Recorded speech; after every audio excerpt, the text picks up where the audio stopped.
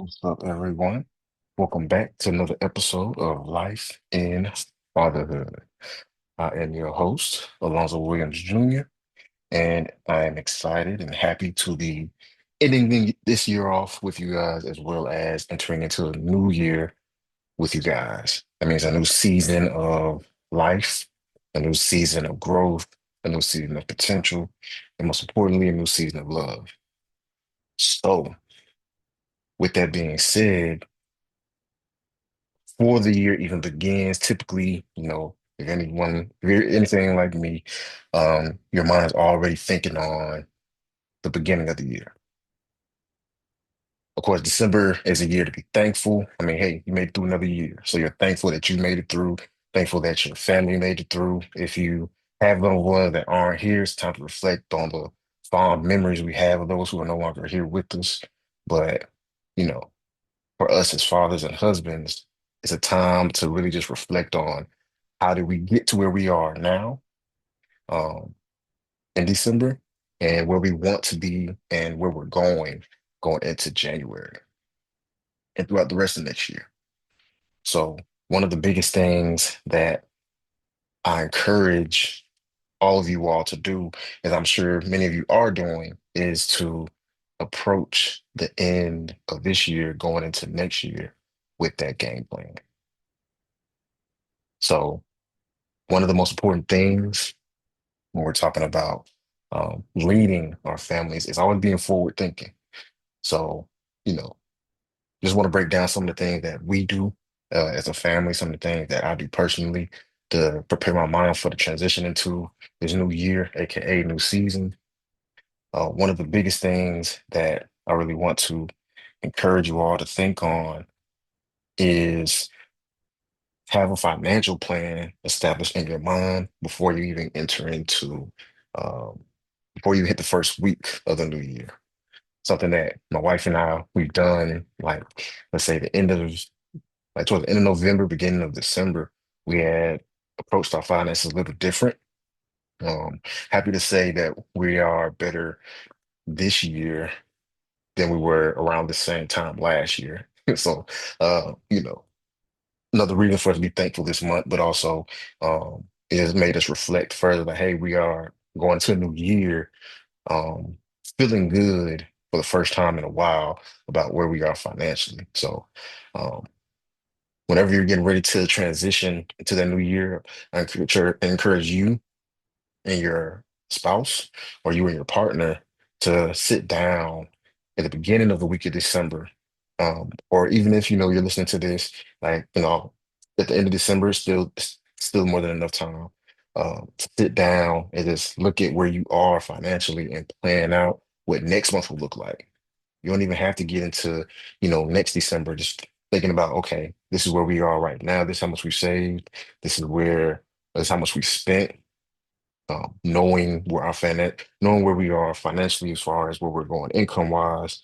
Let's set up a game plan. Let's set up some structures to help us launch pad into you know, an even better standing, meaning saving more, investing more. One of the things that we've done was we looked into some certain apps. We did research on certain financial apps that help us keep better track of our money. Moving away kind of from the spreadsheet version, but you really using other services that we can tap into that can kind of pull in all of our transactions into a single app and get us to have a better overview of what we're doing with our money, what our money's doing as far as spending, saving, and investing. Um, One of those apps that we've looked into is the Monarch app. So we just recently got that app. Really encourage you all to just check it out to see if you might like it. Like I said, it does help us keep track of everything that we have going on with our finances. Of course, it's not a sponsorship, but I just feel like if it's something that's blessing us and help us, get us moving forward, I do my due diligence to share it with you all, right? So going into that new year, taking that inventory of your finances, um, is key. Super, super, super key. Looking into these other apps that make it easier for you to keep track of those finances instead of having to, sit down with the pen and paper like you know, our ancestors did, so to speak.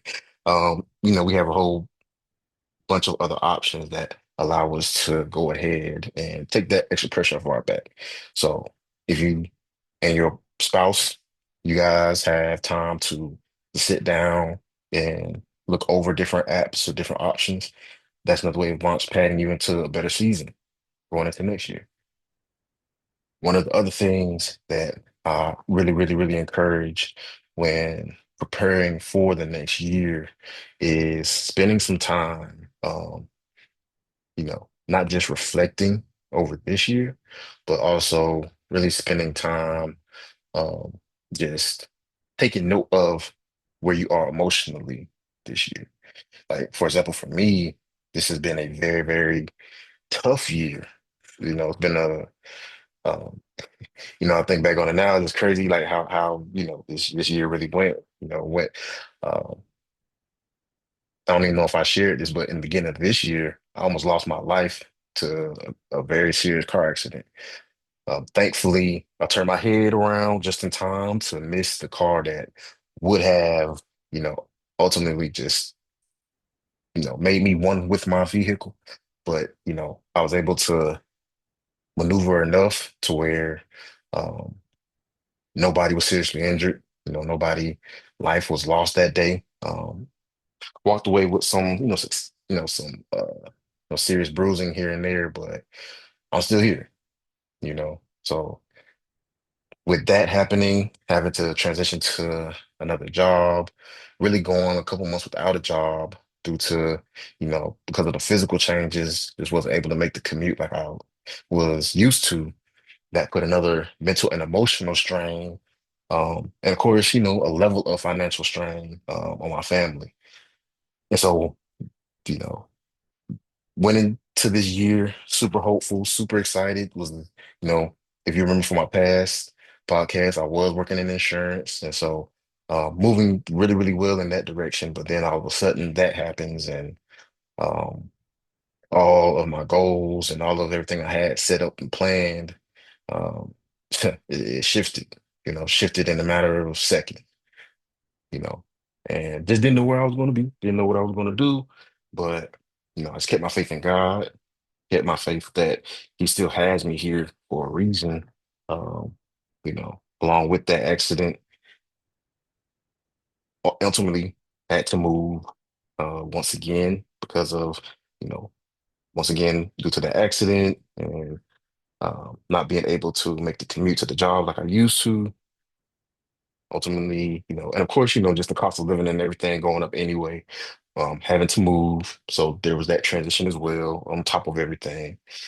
Um, and of course, being just the father of two young, strong-willed boys who, love to play, hate to sleep, and love to scream. So all of that together, you know, throughout this year, a lot of up and downs, mentally and emotionally. A lot of moments where I was about to spiral, but then God just kept me from spiraling. A lot of moments where I felt like I wasn't going to make it, but God brought me through another one.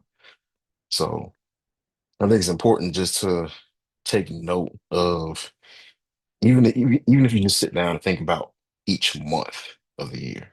Like you don't even have to, just sit and think about um every single thing that happened in the year. But just like for me, January was a very extremely tough month.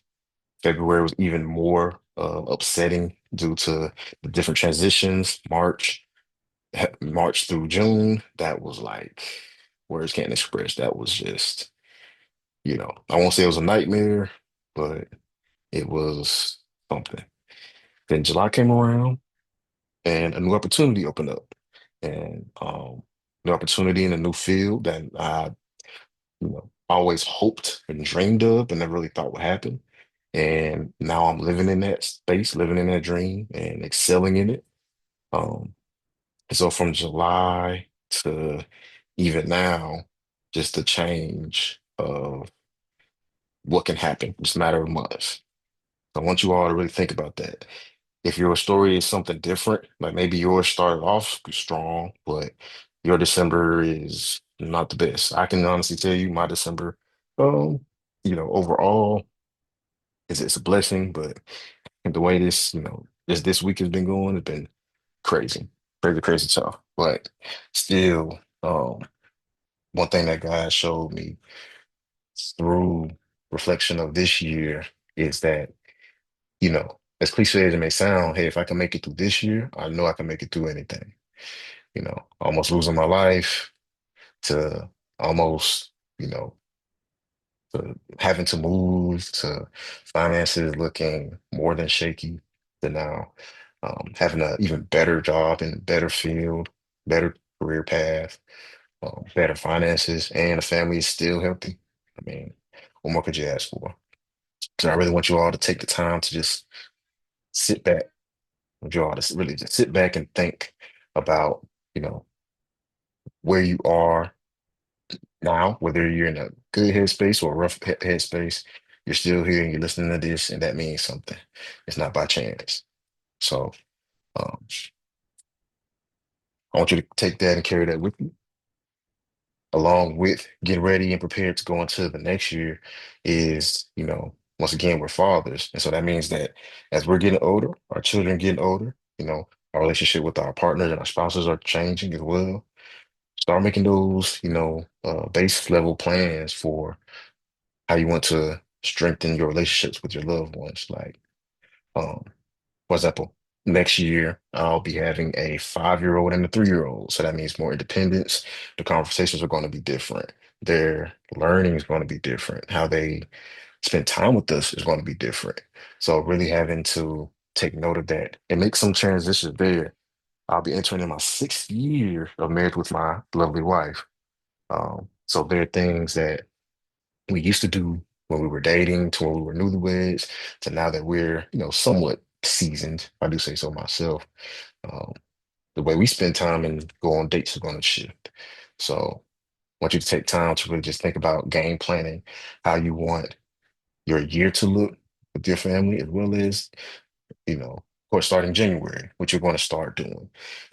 Like they say, you build a house brick by brick, not all at once. So it doesn't have to be anything spicy, too crazy, too spicy, just long as it's consistent, thoughtful, and meaningful. Um, so, you know, I appreciate you all listening. I'm not going to take up too much of your time, but I always just wanted to say that thank you all for your support. Thank you all for listening.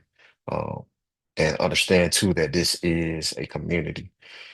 If you ever want to reach out and if you ever want to comment, um, if you want to support what it is that we're doing here at Life and Fatherhood, you can always go to our main hub, which is NPW um, navigating postpartum wellness.com. You can message us there. You can read our blogs, listen to our other podcasts, as well as look at our other free resources are available to you. This is a whole community. So don't think you're in this alone. Share tips. If you see a brother in need, reach out to him. You know, this is for us.